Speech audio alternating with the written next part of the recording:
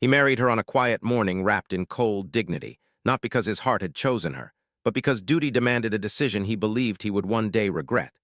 As the vows echoed through the stone walls of the cathedral, he stood tall and composed, while she stood beside him with lowered eyes and trembling hands, her voice soft but sincere. Even before the ceremony ended, a bitter truth had already settled in his mind. This marriage was his greatest mistake. She was gentle, reserved, and painfully modest, lacking the sharp brilliance and social sparkle expected of a powerful duke's wife. The whispers began immediately, sliding through the pews and spilling into society halls like poison. Such a title wasted, they said. He could have chosen far better. And instead of silencing them, he allowed their words to take root inside him. From the very first days of marriage, he kept her at a careful distance. At dinners, he spoke to her with polite restraint, never warmth. At balls, he left her alone beneath glittering chandeliers, abandoning her to judgmental stares while he entertained influential allies. She never clung to him, never demanded his attention, never humiliated him with questions or tears. She endured the coldness with quiet dignity, believing perhaps that patience might one day soften him. To him, her silence confirmed his cruel assumption that she was weak, forgettable, and unworthy of notice. He convinced himself that marrying her had dimmed his future, that she was an anchor holding him back. But while he chased admiration outside their home, she quietly rebuilt the world he neglected within it. Alone in the vast estate, she began to notice what he never did, the exhaustion etched into the servants' faces, the resentment brewing among tenants, the silent bleed of mismanaged finances. She listened instead of commanded. She corrected without accusation. She worked quietly, learning the estate's books late into the night, easing burdens where she could, offering kindness where cruelty had ruled for too long. Slowly, almost invisibly, loyalty grew around her. Servants trusted her. Tenants respected her. The estate steadied itself under her gentle but firm guidance. No one praised her. No one noticed her efforts, least of all the man she had married. Then came the storm that stripped him of everything he believed defined him. A scandal erupted suddenly, documents forged, alliances betrayed, accusations whispered in dark corners of Parliament. Men who once praised him turned their backs overnight. Invitations vanished, doors closed, his fortune wavered, his title trembled, and his name, once respected, became a subject of cruel speculation. Pride failed him, authority abandoned him, and for the first time in his life he stood utterly alone. Except for her. While others fled to protect themselves, she remained. When his temper flared and despair hollowed his voice, she did not retreat. She listened. She observed. She acted. Quietly, she stepped into a battle meant to destroy him. She confronted powerful men who dismissed her as insignificant until they realized she understood the truth better than they did. She uncovered lies hidden beneath arrogance and greed. She negotiated where he threatened. She endured insults meant to break her spirit and met them with unwavering resolve. Each step she took placed her reputation, her safety, and her dignity at risk, but she did not hesitate. He watched in stunned silence as the woman he once dismissed stood unshaken before men who terrified him. When the truth finally emerged and the scandal collapsed, it was not his name that commanded respect, it was hers. Society shifted, as it always did, eager to praise what it once ignored. Whispers turned into admiration. The servants looked at her with pride. The tenants spoke her name with gratitude, and standing beside her, he felt something far more painful than humiliation, regret. He remembered every moment he had ignored her, every ballroom where he had left her alone, every cold glance that told her she was invisible. He saw her clearly now, stronger than any ally he had trusted, braver than any man who had stood beside him. And fear crept into his heart, not fear of losing power or title, but fear of losing her. When he finally stood before her, stripped of pride and certainty, his voice faltered. He did not speak as a duke, but as a man broken by his own arrogance. He confessed his regret, his blindness, his shame. He admitted the truth he had denied since the day they wed, that she was never the mistake. He was. She listened quietly, just as she always had. She did not rush to forgive. She had already given too much without being seen. For the first time, the choice belonged to her. In the end, she stayed, not because duty demanded it, but because she chose to. And as he took her hand, this time without distance or pride, he understood the cruel irony of fate. She was never his greatest mistake. She was his only salvation. Years ago, he had destroyed her with a single sentence. It was said casually, almost carelessly, in a crowded ballroom where laughter and music drowned out dignity. When she had dared to hope, dared to believe his kindness meant something more. He dismissed her publicly, his voice sharp with impatience. "Do not misunderstand your place," he had said, his eyes cold, uninterested. "You are insignificant to me." The words cut deeper than any insult shouted in anger. Society heard them. Society remembered, and she stood there, cheeks burning, heart breaking, forced to swallow her humiliation with quiet grace. That night she disappeared from his world, carrying the shame he never bothered to acknowledge. To him, it was nothing more than an inconvenient interaction soon forgotten. To her, it was the moment something inside her hardened, not into bitterness, but into resolve. Years passed. Fate, however, has a cruel sense of symmetry. When scandal threatened his family name, an old inheritance dispute entangled with dangerous political enemies, he was forced into a union neither of them desired. Circumstance, pressure, and obligation bound them together once more. When she stood before him again, no longer the timid girl he had dismissed, he barely recognized her. She was composed, poised, her gaze steady and unreadable. There was no accusation in her eyes, no plea, only quiet distance. That distance unsettled him far more than anger ever could. Whispers followed them wherever they went. The woman he once humiliated, now his wife. Society watched eagerly, waiting for cracks, for revenge, for drama. But she gave them none. Living under the same roof, he began to see what he had never bothered to notice before. Her intelligence revealed itself not in grand speeches, but in precise decisions. Her strength appeared not in defiance, but in restraint. She handled conflict with calm dignity, earned loyalty without demanding it, and carried herself with a self-respect that made his past cruelty unbearable to remember. Guilt crept into him slowly, insidiously. Each polite conversation reminded him of the girl he had crushed. Each quiet kindness made his shame heavier. He realized, with growing horror, that she had not grown strong despite him, but because she had been forced to survive what he had done to her. Then his world began to unravel. Enemies resurfaced, dragging his past arrogance into the light. Political rivals seized upon old remarks, old dismissals, old grudges. His reputation fractured. Allies distanced themselves. Rumors twisted truth into weapons. The very traits society once admired in him, confidence, authority, pride, were now recast as arrogance and cruelty. He fought back with fury and status, but for the first time it wasn't enough. Doors closed. Support vanished. He was drowning in the consequences of a man he once had been. And still she remained. Not out of obligation, not out of love, but because walking away would have been easier and she had never chosen the easy path. When accusations threatened to destroy him entirely, she stepped forward with terrifying calm. She uncovered inconsistencies no one else bothered to examine. She confronted men twice her influence and spoke without trembling. She corrected lies with facts, dismantled rumors with truth, and endured whispers meant to punish her for standing beside him.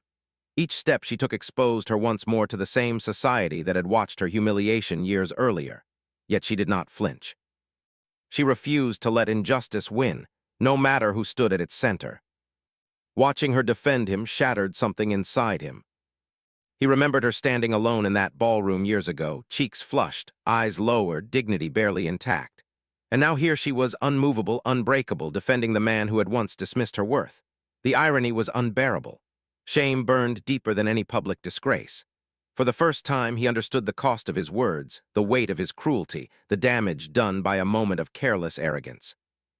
When the truth finally surfaced and the scandal collapsed, his name was cleared, but it was her reputation that rose. Society whispered differently now, not with cruelty but with reluctant respect. And standing beside her, he realized the most painful truth of all. She had become his salvation without ever being his priority. At last he faced her, not as a powerful man accustomed to command, but as someone stripped bare by regret. His voice faltered as he spoke of the past, of his shame, of the woman he had wronged and the man he wished he had been. He did not ask for forgiveness lightly. He did not expect it at all. She listened in silence, her expression unreadable. She had survived his cruelty. She had saved him from ruin, and now the choice rested where it always should have, with her. Her forgiveness when it came was quiet, not absolute, not easy, but real. And in that moment, he finally understood salvation was not found in power or pride, but in humility before the woman he once believed insignificant and who had proven herself greater than them all.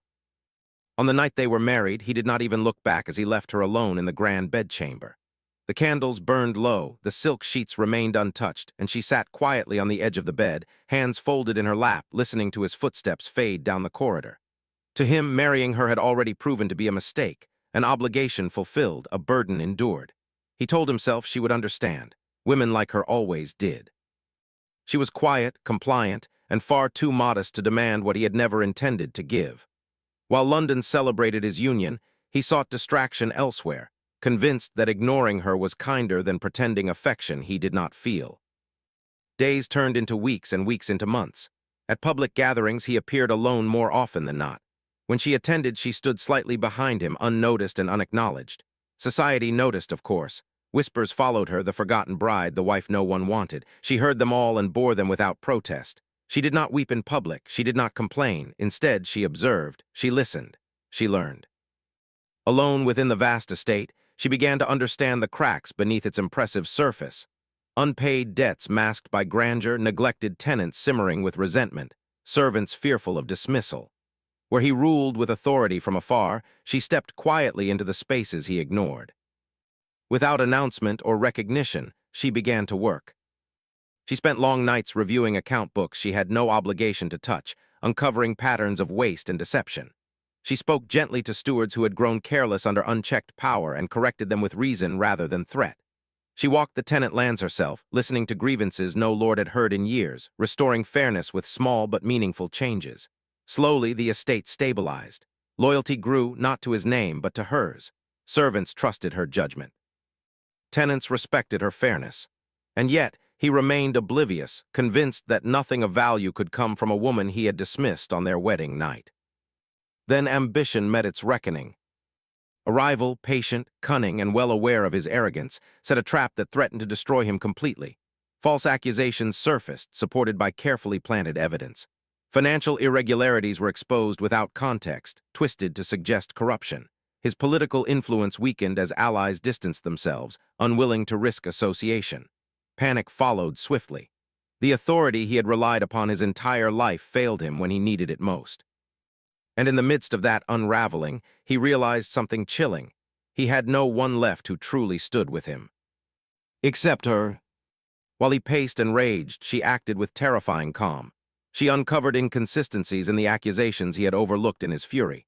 She traced forged documents back to their source with quiet determination.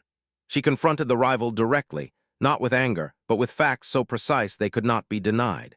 Each step she took placed her squarely in danger, exposing her to scandal and ridicule, but she did not hesitate. The same woman he had left alone on their wedding night now stood between him and complete ruin. Watching her work shook him to his core.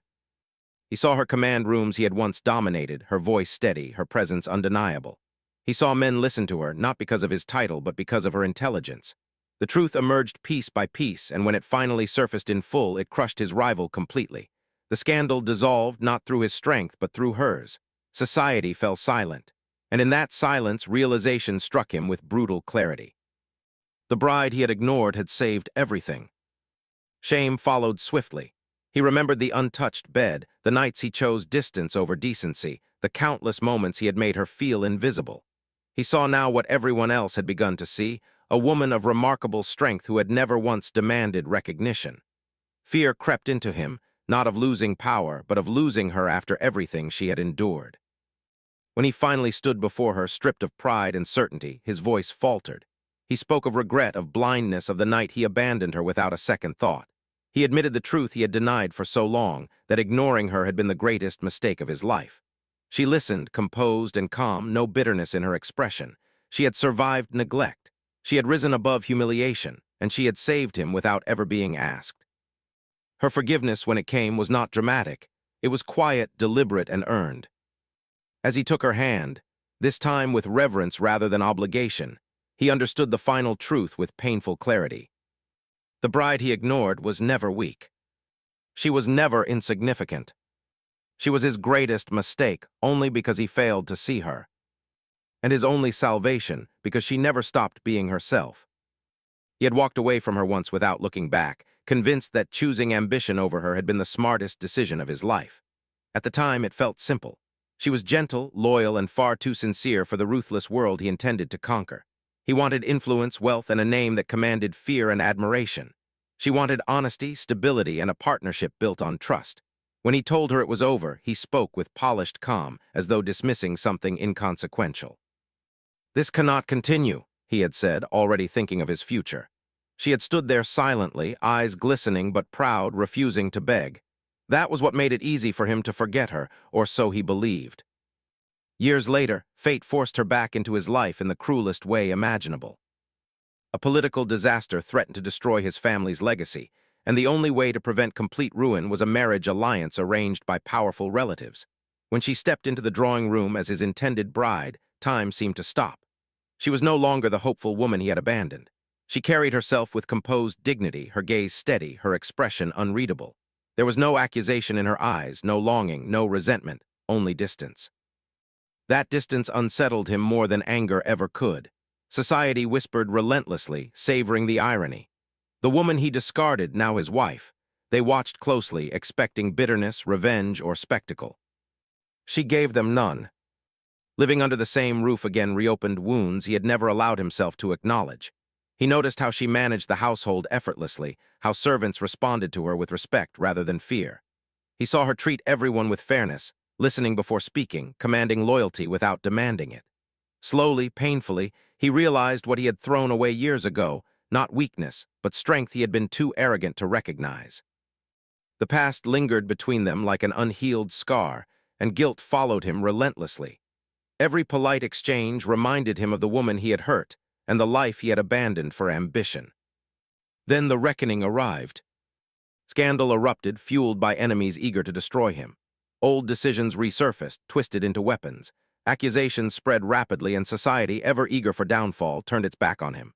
Allies vanished. Invitations ceased. His name, once spoken with respect, became synonymous with disgrace. Panic consumed him as his carefully built reputation crumbled.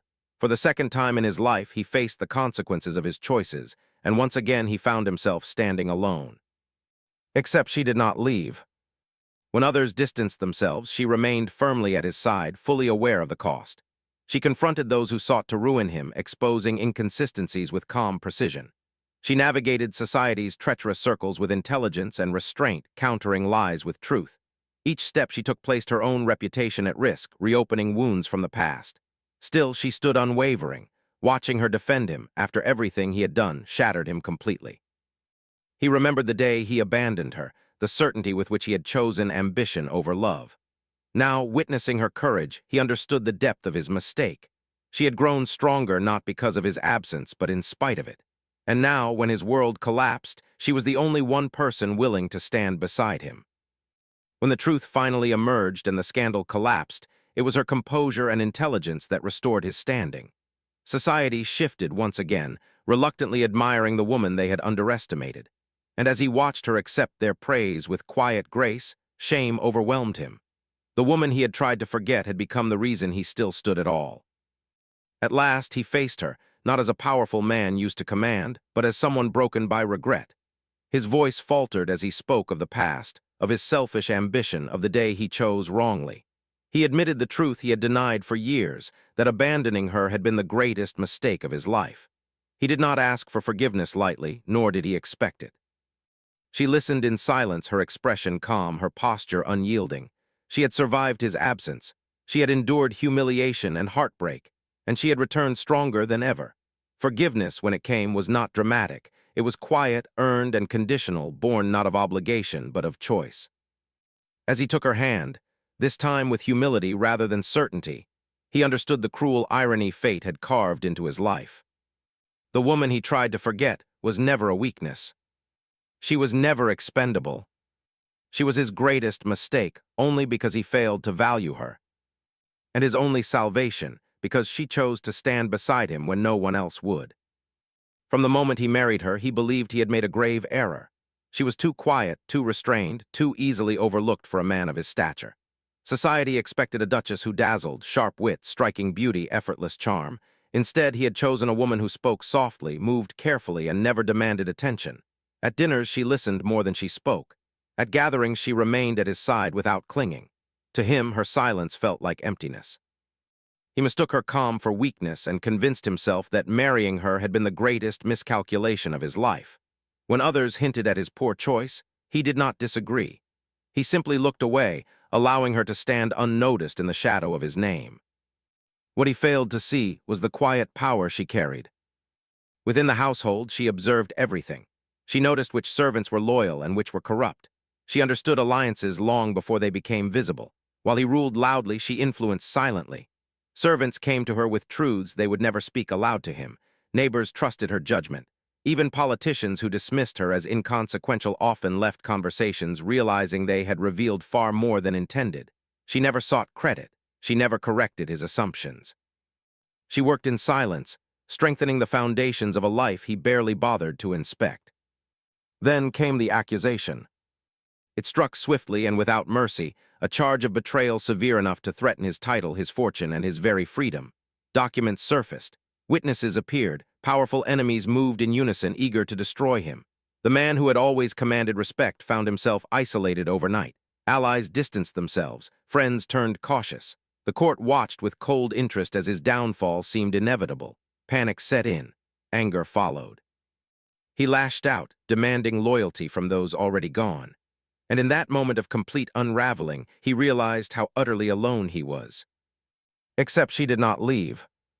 While others fled, she stepped forward, calm, focused, unafraid. She began piecing together details he had overlooked in his fury, patterns in testimony, inconsistencies in documents, motives hidden beneath false righteousness. She spoke to servants who trusted her implicitly and learned truths buried beneath fear. She navigated social circles with careful precision, listening more than she spoke, allowing arrogance to expose itself. Each step she took placed her directly in danger, but she did not hesitate. She understood what was at stake, not just his life, but the truth. When the moment came, she stood before men who believed her powerless, and with quiet authority she dismantled the lies one by one. Facts replaced accusations. Truth exposed ambition masquerading as justice. The room shifted as realization dawned. The charges collapsed. The conspirators were unmasked. And the man who had once underestimated his wife watched in stunned silence as the woman he believed insignificant saved him from complete ruin. Society turned quickly, as it always did. Where they once whispered with satisfaction, they now murmured with reluctant admiration. They spoke her name softly, with curiosity and respect. The quiet wife had become a force no one could ignore. Shame consumed him. He remembered every time he dismissed her presence, every occasion he chose indifference over kindness, every moment he allowed society to belittle her without defense. He saw now what he had been blind to all along. Strength does not always announce itself. Power does not always demand attention. And loyalty, when given freely, is the rarest gift of all. When he finally faced her, there was no authority left in his voice, only regret. He spoke of his arrogance, of the assumptions he had made, of the blindness that nearly destroyed him. He confessed the truth without excuse, that believing her weak had been the greatest mistake of his life. He did not ask for forgiveness as a right. He asked as a man who understood he might not deserve it. She listened quietly, as she always had. She had endured neglect. She had endured silence. She had endured being unseen. And yet she had chosen to act not for recognition, not for gratitude, but because abandoning justice would have betrayed herself. When she spoke at last, her words were simple and steady. Forgiveness, she said, was not something owed. It was something earned. And he understood then that salvation was not the absence of punishment, but the chance to change. As he took her hand, this time with humility rather than assumption, he understood the final truth with painful clarity. The quiet wife he once dismissed was never his weakness. She was never his burden. She was his greatest mistake, only because he failed to see her worth. And his only salvation, because she chose to stand when everyone else turned away.